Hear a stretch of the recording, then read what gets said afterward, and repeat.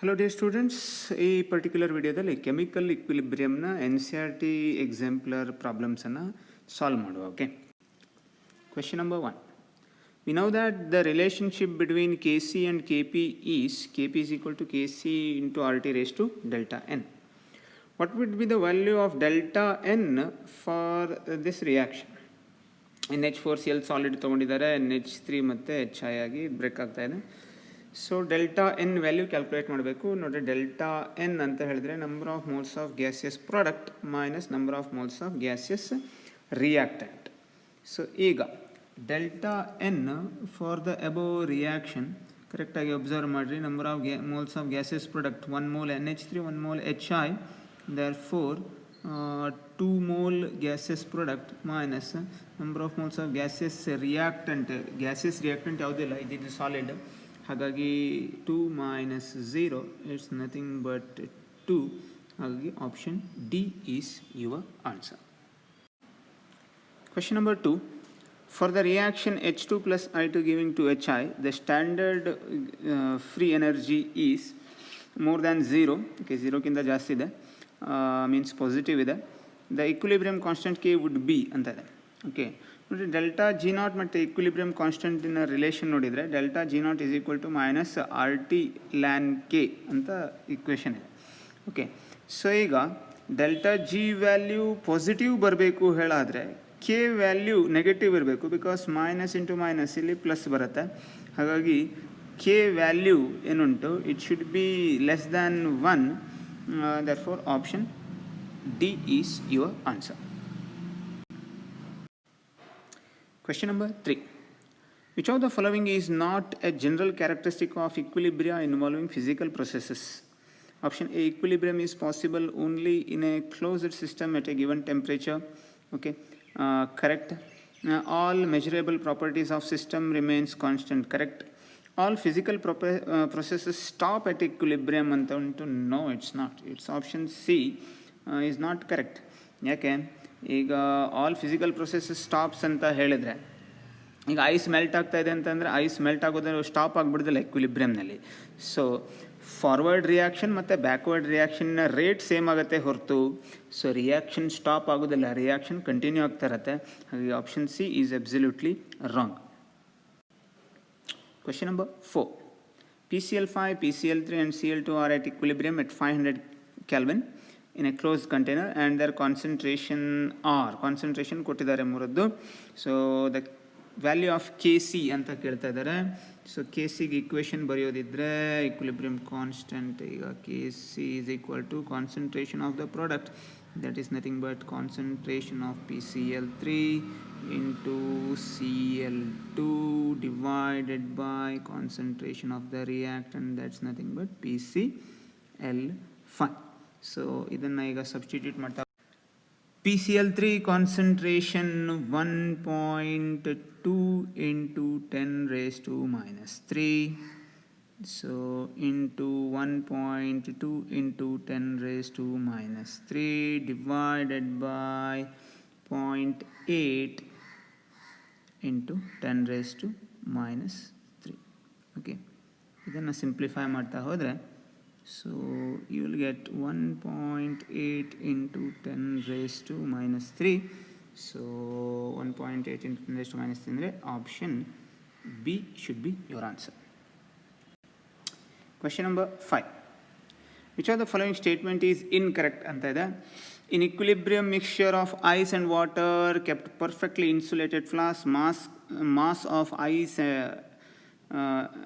and does not change ಅಂತ ಇದೆ. Mass of ice does not change with time, ಹೀಗಾಗಬೇಕದು.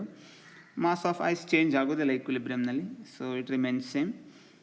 The intensity of red colour increases when oxalic acid is added to a solution containing iron 3 nitrate and potassium thiocyanate ಅಂತ ಉಂಟು. So no, it's not.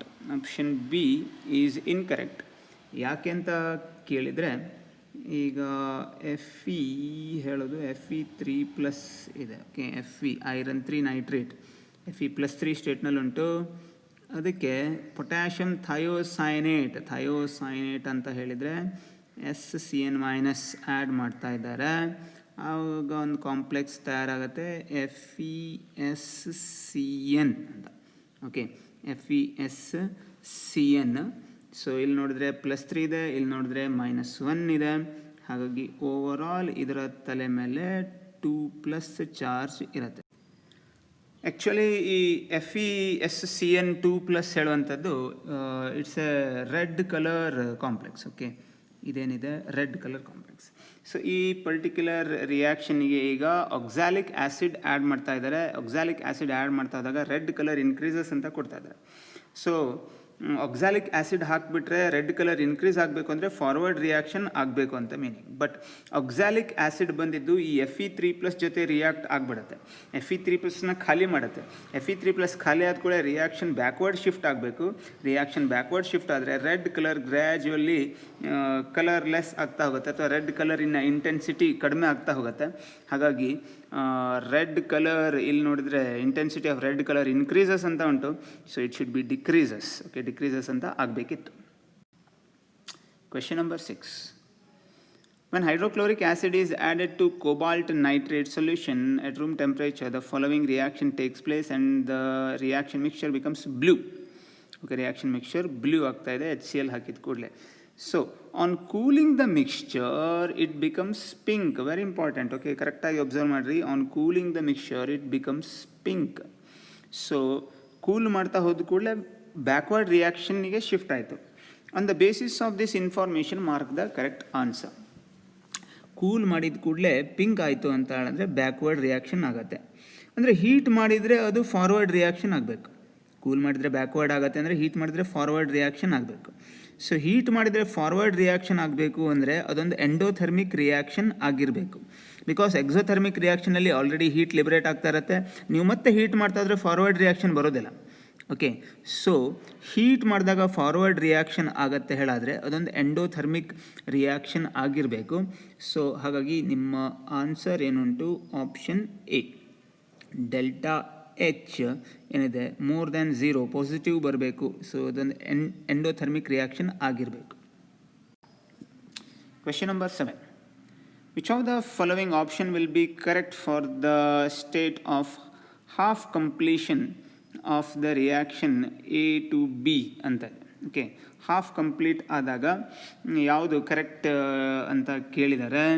ಆವಾಗ half complete ಆದರೆ delta G0 ಏನುಂಟು 0 ಇರುತ್ತೆ. ಇದು correct option.